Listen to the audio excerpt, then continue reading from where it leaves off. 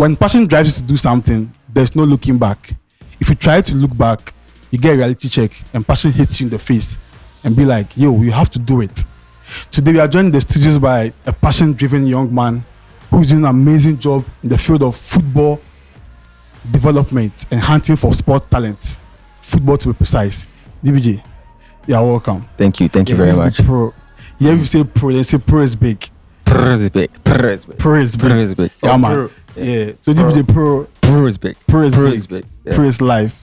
Pro is Yeah, live. glad to have you here, bro. Thank you very much. Scanty then Andy be my pandix. So Oh, yeah. nice to meet you. Yeah. Nice having you here, Charlie. Thank you very But much. I said you people. Charlie, you know the rounds. Very necessary, you know. Busy. But we get like lots of questions to ask you today. I have to catch you for here. Here, we catch you. We could take everything from you. I'll make ready. Yeah. I'll So make Charlie, ready. tell us a little bit about yourself. I mean, who is DBJ? I'm not saying you go Accra Academy. Me, I be Blair Boy. Yeah, I know. Blair Boy. I know. Yeah, and Valley View as well. So DBJ stands for Daniel Boyfield Jr. I'm a FIFA licensed agent, a talent manager, and an events planner. I would say I'm an adventurous person, a very courageous person, open-minded, and I'm someone who loves to make the impossible possible. I like that. Yeah. Event planning, that's interesting. I didn't know about that one. But I'm going to stick to the football part of Yeah, you. yeah. But did you ever play football? Did you play like growing up? Did you play? Yeah, football has always been a passion from childhood. You know, growing up, I used to play on the streets. I used to play with adults, you know, in our neighborhood. And even as a student, I used to play at the basic level. That's like in primary, I used to play for the team, the school team. Accra What Academy. position you play? Now I be defender. I be defender. Now I be defender. I be defender for like as I dey grow up. And then when I go to Accra Academy, you know, now I be smallish. So, but you know, because of the passion, I joined like the school team just to learn more about, you know, tactics and all those things because I really love the sport. And then when I got to the university, I also joined like the school team, but also to learn about tactics. Like, you know, I always used to follow the coach around and know more about this. But then, yeah, as a student in the tertiary level, I used to represent my hall when we had like inter-halls. And I quite remember one special goal I scored. And Charlie, that goal. So like go pro like if it was recorded, Charlie, like Real Madrid will can't sign me. That goal where I scored, I take him from center. Where I boot. Now I get video evidence. Charlie, that's the thing. Like if you need to know the. But what I see a dreamer. Yeah. You see. So what did all this start for you? The passion to do this talent hunting. I know say you work plus Joado Junior for some time, growing up and stuff like that, internship and stuff. So what did all this start for you? All right. So let me say a short story. All right. Okay. Yes, I did my internship at Joy FM in 2016. That was after level 100. Okay. And when I got there, they asked where I wanted to work, which department like did I want to work in, and it was the sports department that I wanted to work in. Okay. Now I got there and they were trying to find something for me to do, and I was very interested like in like journalism, like, you know, giving news on radio and all that. But then, you know, George Ado taught me like a whole lot, like when it came to this. And so when they were going to like film the national team players training at Pram and maybe during like games, I followed them. And I just didn't want to follow them for following them, like for following them sake. Yes. And so I didn't have a camera by then. So normally when I go out, I use my phone to take pictures and all that. Now my relationship with players grew from that point, because them often. when I go to like the training camp and I take pictures, I initially then I got a professional camera, and so I was taking pictures of the players, and then after I take the pictures, I come home to write a story like about what transpired during training, and then because I was working with Joy, it was easier to post it on my Joy Online and all those. So I was more of a photojournalist when I did my internship with Joy FM. Now that brought the relationship with the players so close to me because a lot of them needed pictures, and so that's how come I got to know like a lot of players. Now, what pushed me into hunting for talent is when I played my last game. That was in 2019. I remember that game. I scored 2 goals. I so now you really want to play professional football, like low-key. Charlie, like I was in love with the sport. You understand? So I was doing everything possible. It made me happy. Football makes me happy. So I played that game. I scored 2 goals. and then I gave 1 assist. That match ended 3-0. Wow. I came out injured. I didn't finish the game, so I came out injured, and then that was the end. I couldn't kick a ball again because I had an injury to my right hip, and then months later we discovered that it would be severe if we don't treat it well. Okay. When I came out, I thought it was maybe a groin injury or but initially the doctor was like, after they did all the MRI scans, that it's an injury to your hip. Interesting. So I told myself I'm not going to kick a ball again, but I'm still in love with the sport. Yeah. And so if I can't kick a ball, then I must enter the business side of football. That's where the connection with the players grew. Yeah. Yes, that's where even the connection with... Okay, so that same year, in the summer, I traveled to France. That was my first time going to Europe. Okay. So I traveled to France, and in Paris, I met this football agent, Bernard Collignon. I was at a restaurant, and there were so many people approaching him, taking pictures with him. I was like, who is this person? So I also approached him, and then we spoke. We spoke for like 15 minutes, and he was like, Daniel, I like how ambitious you are.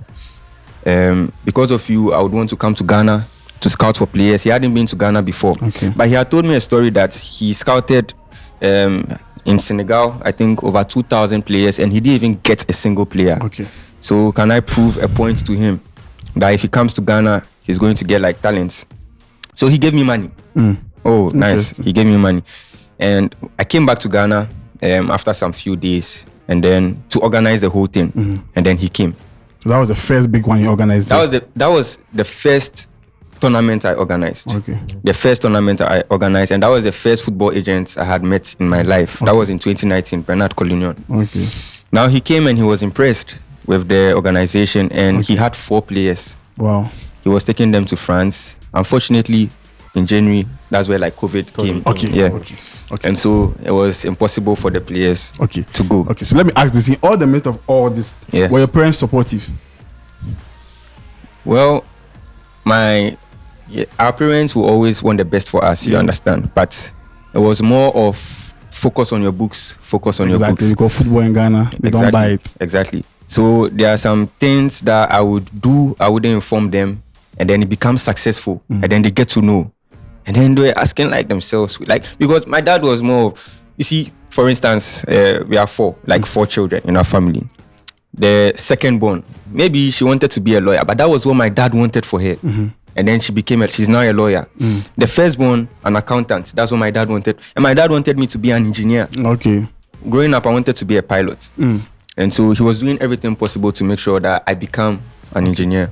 But my passion was with football. This is something I wanted to do all my life. If I'm not playing, then I'm making sure I'm helping people reach the highest potential, getting opportunities for people. This is what makes me happy. Okay. But then they became supportive after everything. Like now they are very supportive. Okay. Yeah. So let me ask this and bring my pundits in. But what's the plan for your talent game in the next like 5 years? Well, the first thing is to keep on like hunting for them at a very young age. If you say next 5 years, I know that for a player to sign his professional contract, he needs to be 18 and all that. So you hunt for the younger ones, you hunt for the young talents. When you get them, you nurture them and develop them into who you want them to become. And then when they are ripe to go to Europe, then you get the opportunities for them. Another thing is trying to have collaborations with institutions, that's like schools abroad, and also clubs here in Ghana. And so for a talent to continue his development at the same time, having a very should I say high level educational it's important that this thing also like comes into play.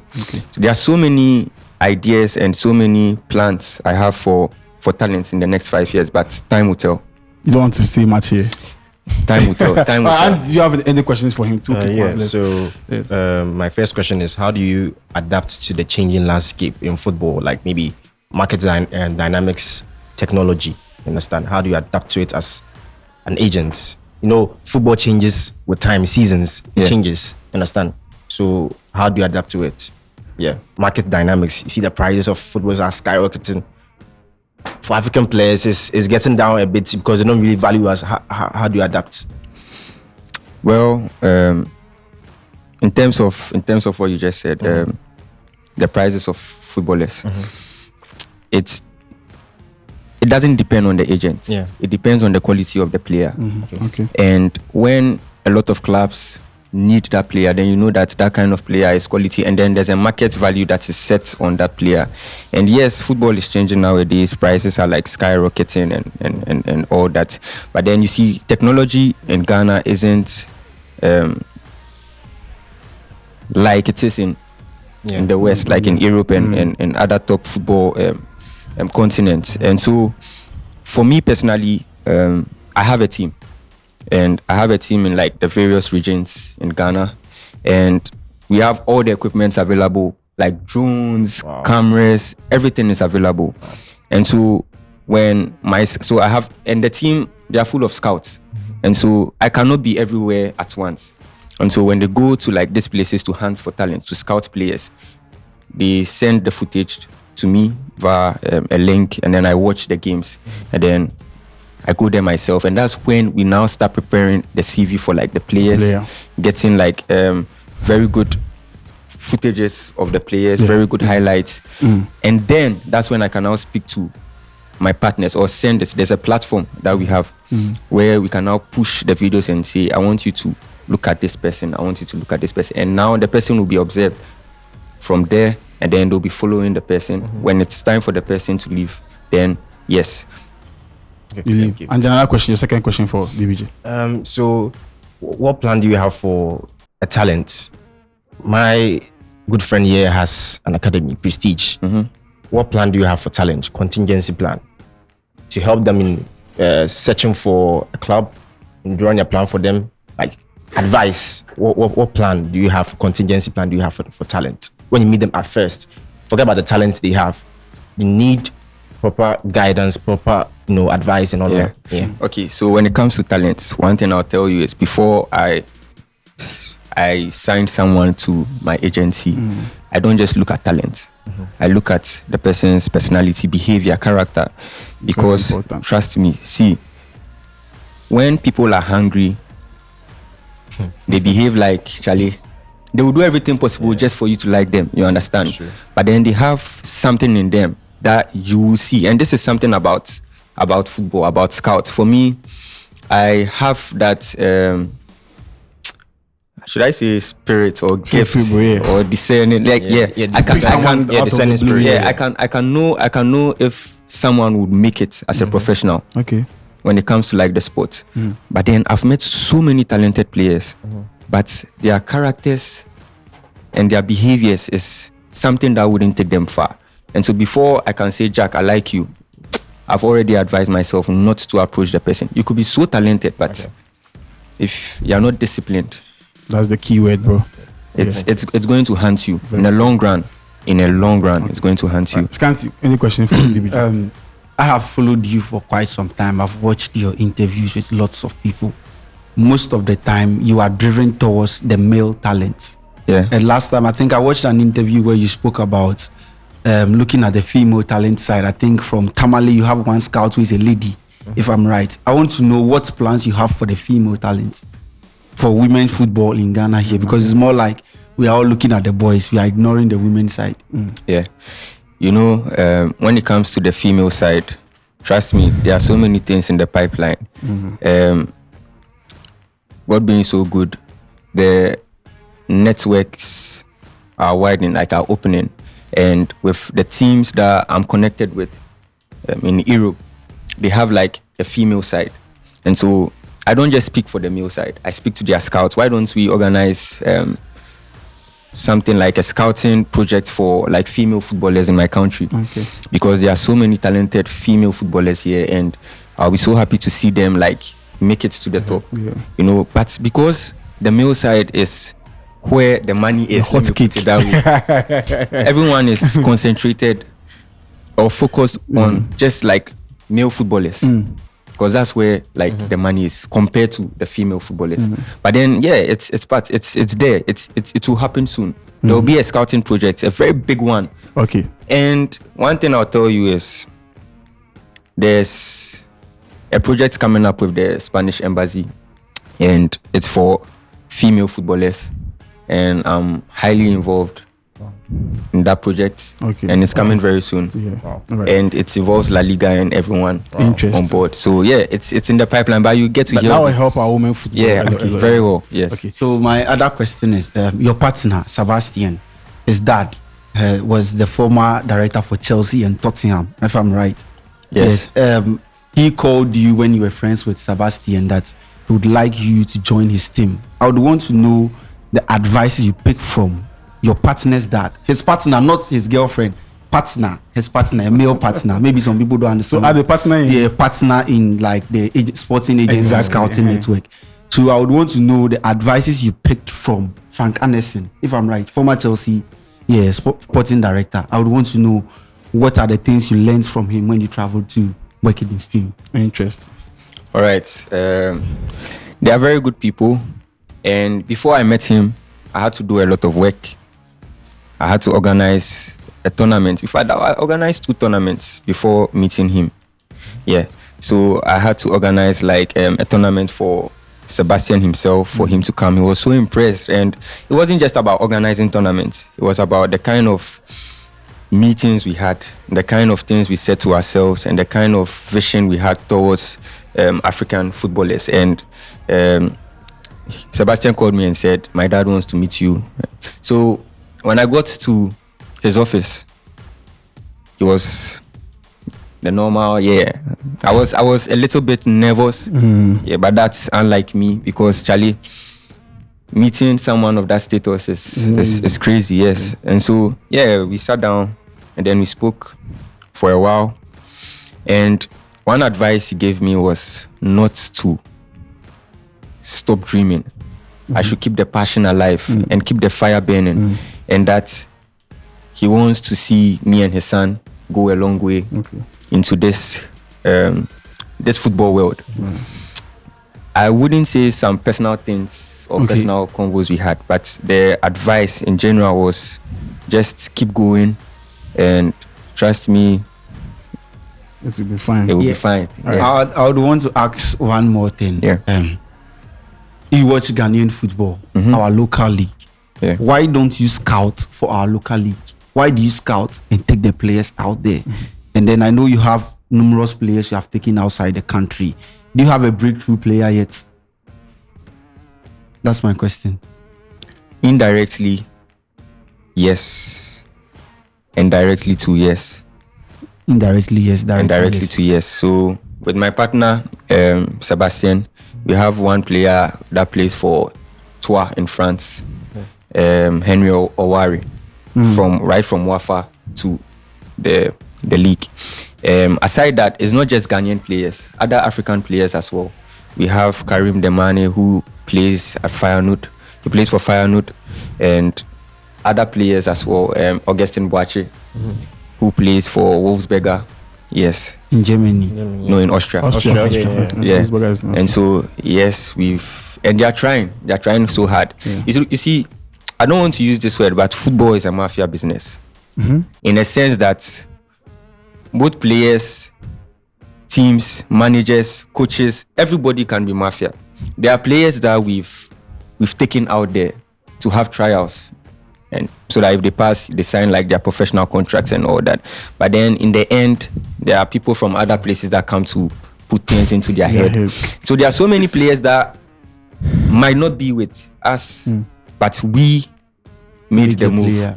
You understand? And concerning scouting the Ghana Premier League players, trust me, I've visited a lot of European countries, and in various, like in the different European countries, they have the kind of like qualities they are looking for when it comes to players. You can go to a team like Spain and they need a striker who is 6'5", but then in Belgium the height doesn't matter. You just have to have this certain abilities, like and you have that kind of thing.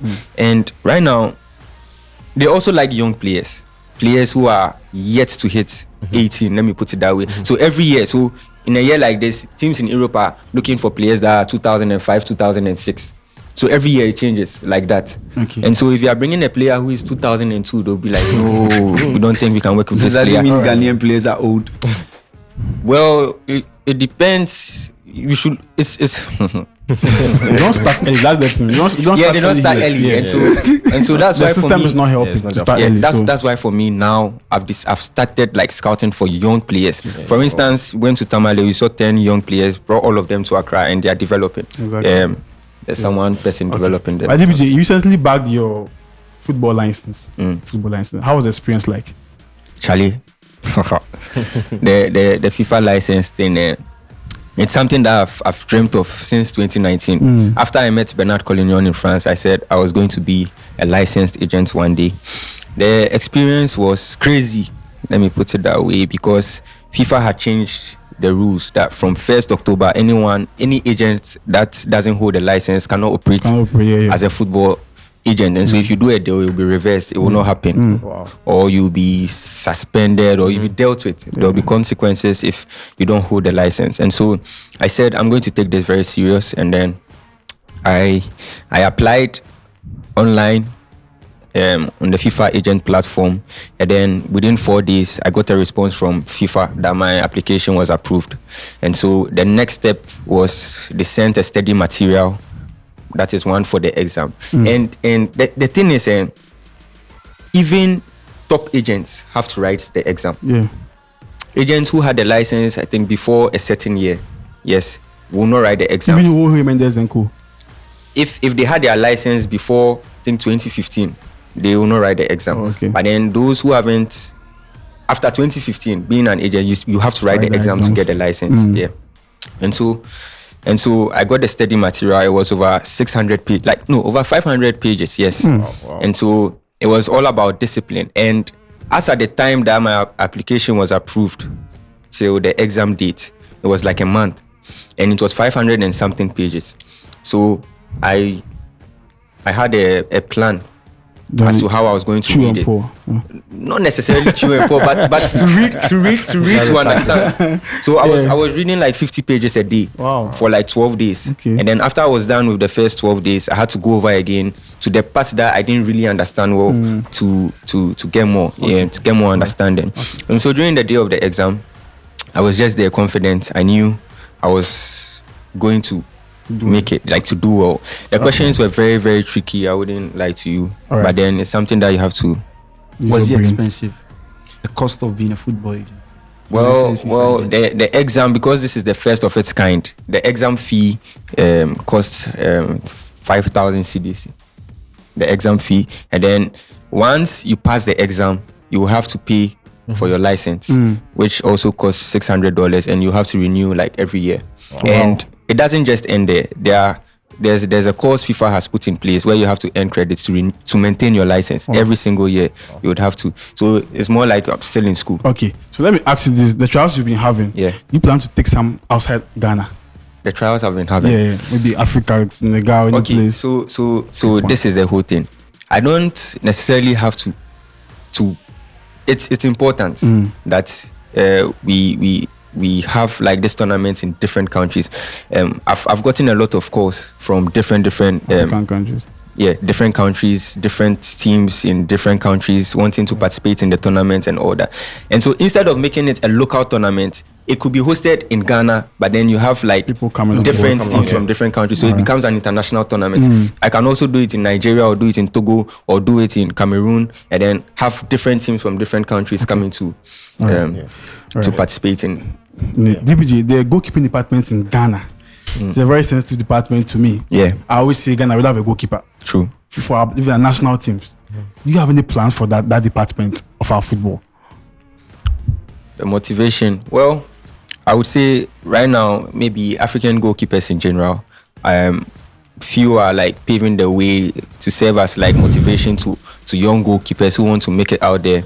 We have the likes of Atizigi, who plays professional. We have the likes of Manaf, best friend, who is also playing. Jojo Walakot. You have Andre Onana, Edward Mendy. These people are like paving the way. They are trying to tell African goalkeepers that it's not impossible to be the first choice goalkeeper of a big team or of a top team or in a top league.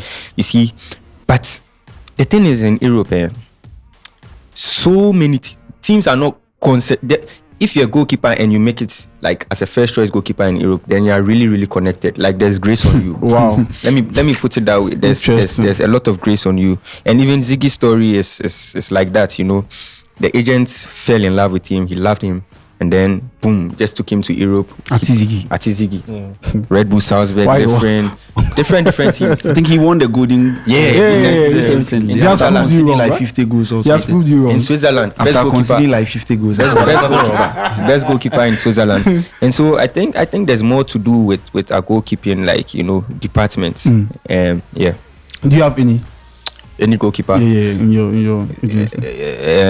If we normally have like selected sites that we normally use in a tournament, and not necessarily signed to the agency, but players I'm advising and managing on the side. Yes, I do have some few goalkeepers. I recently brought some player from the village. He's a goalkeeper in my team, Prestige, and he's a ball playing goalkeeper. Like, he's very good. But I watch his height. I'm like, Charlie. That is one other thing. When they look at the height, the physique of the player. Exactly. Yeah. And so you have to be exceptional as a goalkeeper here in Ghana. Get the physique teams want or teams are looking for, and then you make it. So you recently met up with Fabrizio. Yeah. How was the feeling like? Because when it comes to Ghana, they call me the Pantine Fabrizio. Are you aware of that? Pantine Fabrizio.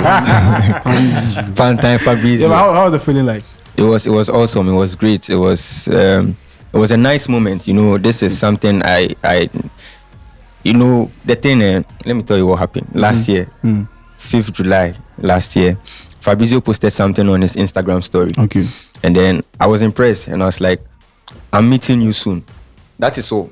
Wow. I went back to Europe, and then in September, in the hotel room, I checked my phone just to see that he's followed me on Instagram. And then I was surprised and I was like, wow, I really didn't expect this. And then so he said he's been following me, like he's been following me for some time, and so we scheduled a date to meet, but then it wasn't possible then. So the next time I traveled to Europe, which was during winter, which was somewhere in December, we scheduled to meet, and then it happened. So we finally met, and Fabrizio is a very nice man, very nice guy, so busy. Here we go. Yeah. So busy, and he's cool. I didn't expect him to be the person that I thought he'll be. Okay. He's down to earth, but he's so busy and so tight. And so the meeting lasted for like 30 minutes, and we spoke on several topics. Okay. And one included him coming to Ghana. He has not been to Africa before. Oh, wow. And aside that, it was also on like players. You know, Fabrizio is a journalist, so he needs like contacts from different places to get information and all that. And which I was like, interested out. Okay, DBJ, I'm sure a lot of footballers are watching us. Young ones want to become footballers, go pro. Yeah. Tell them what do you think in general Ghanaian players are lacking, and also encourage them for me. Okay, so to me, I know Ghanaian players are lacking opportunities. Okay. That is something they are lacking. Motivation as well. Because if you look at some of the players who play for like, you know, well-recognized clubs in Ghana, and they're not being paid so well, Charlie, sometimes the frustration is there and you want to quit. But trust me, you never know who is watching you. You never know. See this guy, Muntari, the one that plays in Qatar. Now look at where he is now. Nationalized for them. Salisu. You know, everybody has a story. And so never give up. If this is something you want to do, unless you see yourself or imagine yourself not making it, then you can give up. But if this is what you want to do, then make it happen. But one thing about Ghanaian players, they don't know how to listen. Yeah, they should listen and they should be disciplined. Exactly. They should be disciplined. Someone can get maybe 300 cedis a month, and then he will squander it. You understand? He will just squander it when he gets it. Charlie, be disciplined. What's your take on Ghana football? My take on Ghana football, I would say it's still lacking certain things. The quality of football here in Ghana is low. The pitches are very deplorable. They're in a very deplorable state. And I think because of the economic challenges we face as a country, it doesn't. People don't have like the urge to go to the stadium to support like footballers and all that, which includes like the high ticket prices. and all that. It's not that high. Do you think it's because of our economic situation? That's why people are not attending. Charlie, right now people have to the brand and everything. Yeah. Well, I think GFA is doing well. Like GFA is doing well. like for what GFA is doing well. I don't work there. Okay. I'm not at GFA, but I watched an interview. You say you have been to watch some of Ghanaian games, Yeah. and then when you watch the Kotoko, those games, it looks good. Yeah. No, not really. The pitches don't make them play like 100%. You know, there's more to be done. That's what I'll say. Which is not in my power to do. Okay. Yeah. But anyway, what football team do you support in Europe? In Europe. If you tell me. In Europe. I don't know, yeah. Haha, blue is the color. Football is in it. I never know. I be Chelsea boy.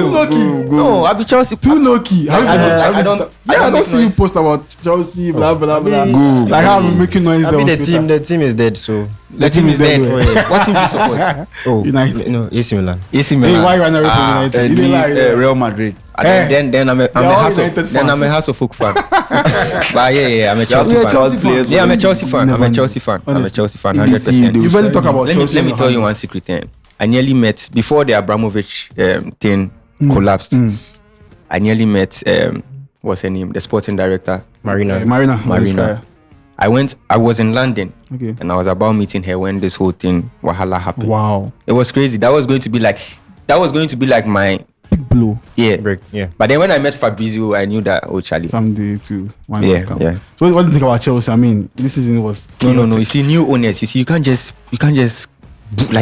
make it when you start like something fresh. He has his vision for the club. He knows what he wants the club to become. You will spend.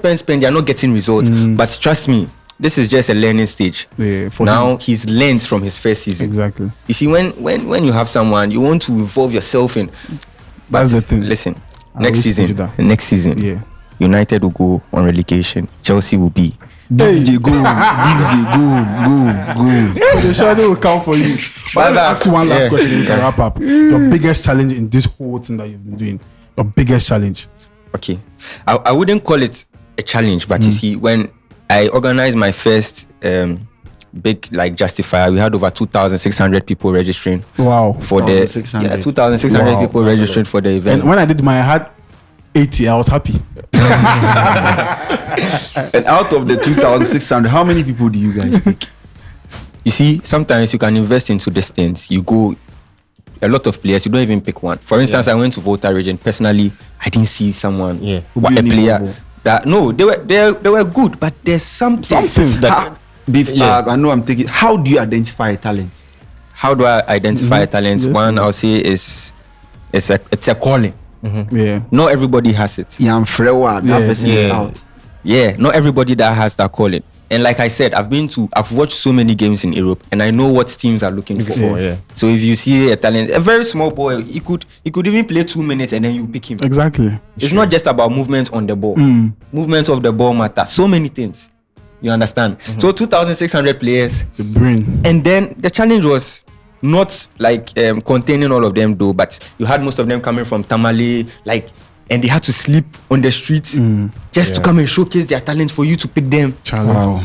And so, the money issue too was a problem because you put a rate on the flyer that you pay this so before you can come and justify yourself. And so right after that, I told myself I was not going to charge for justifiers anymore because there are so many people who are talented but don't have the money. I need to come and pay. Yeah. And so that's what I did, and Okay. that's the plan now. Okay. Yeah. DBJ, can I say something to you? From a coaching point of view, we have a long way to go in our football.